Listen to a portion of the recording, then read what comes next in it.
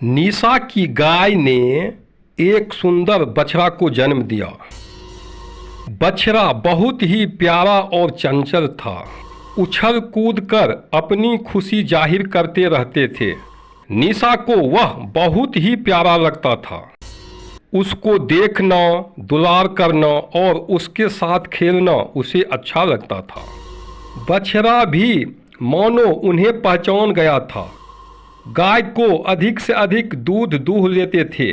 बछड़ा के लिए नाम मात्र के दूध बचता था।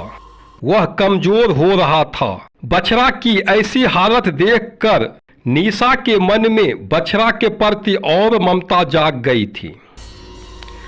जब कोई घर पर नहीं होते तो वह चुपके से बछड़ा को खोल देती, जिससे वह मां का दूध पी सके। फिर उसे बांध देती थी।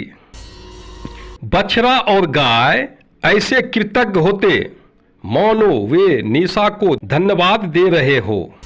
बछड़ा कुछ बड़ा हुआ तो वह रोटी तथा घास भी खाने लगा। निशा बछड़ा को कभी रोटी तो कभी नरम घास खिलाती और उसके शरीर पर प्यार से हाथ फेरती। बछड़ा भी निशा को देखकर मगन हो जाता था। निशा को देखते ही बछड़ा खुशी से आवाज लगाता। बछड़ा को ऐसा करते देख निशा को भी बहुत खुशी होती थी। सच तो यह है कि दोनों एक दूसरे के साथ खेलना पसंद करते थे। दूसरे किसी को भी बछड़े में कोई दिलचस्पी नहीं था। सच तो यह था कि वे बछड़े को बोझ ही समझते थे। बछड़े की कोई उपयोगिता नहीं रह गई थी। अब बैल का उपयोग खेत के कामों में भी नहीं होता है, इसलिए सभी उसकी उपेक्षा करते थे। पर निशा ने बैल को प्यार दुलार दिया था। समय बीता। अब बछड़ा बड़ा होकर बैल बन गया। बैल का कोई काम नहीं होने के कारण उसे खुला ही छोड़ देता था। वह इधर उधर घास चरकर अपने पेट भरता था। एक दिन पास के गांव में एक जबरदस्त मेला लगा था। गांव के सारे लोग, बच्चे से लेकर बूढ़े तक, मेला देखने चले गए थे। निशा खेत में कुछ काम कर रही थी। उसे अकेला देखकर उसी गांव के जमींदार के बिगड़ैल बेटे और उसके लफंगे दोस्तों ने निशा को पकड़कर झाड़ियों में खींचने लगे। उन लड़कों को निशा पर गंदी नजर बहुत पहले से था और आज उसे मौका मिल गया। उन्हें लगा कि आज निशा को बचाने वाला कोई नहीं है। वह निशा को जंगल की ओर खींचा तो निशा जोर से चिल्लाई, बचाओ! बचाओ! निशा की आवाज सुनकर बैल दौड़ते हुए आया और फिर तो सारे गुंडे पर ऐसे टूटा मानो उन्हें जान से मार देना चाहते थे। सारे लड़के इधर उधर भागने लगे, पर बैल उसे खदेड़े जा रहा था। उन लड़कों ने पेड़ पर चढ़कर किसी तरह अपनी जान बचाई। आज इस बैल के कारण निशा की इज्जत बच गई थी।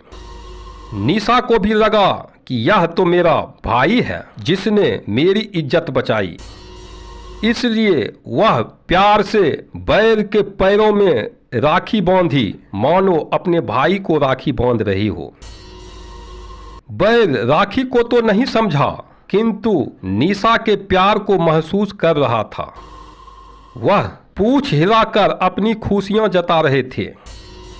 निशा के माँ बाप को भी महसूस हुआ कि जिस बैल को उसने बेकार समझकर मरने छोड़ दिया था, प्यार तो छोड़ो, उन्हें सदैव दुत्कार ही दिया था, आज उसी बैल ने उसकी बेटी की इज्जत बचाई, उसके परिवार के मान सम्मान की रक्षा किया। उन्होंने भी बैल को प्यार से मिठाइयाँ खिलाया। दूसरे दिन सुबह रास्ते के किनारे बैल बैठा था। वही गुंडा लोटा लेकर पैखाना करने खेत में उसी रास्ते से जा रहा था। बैल ने उसे देखा तो गुस्से से भड़क गया।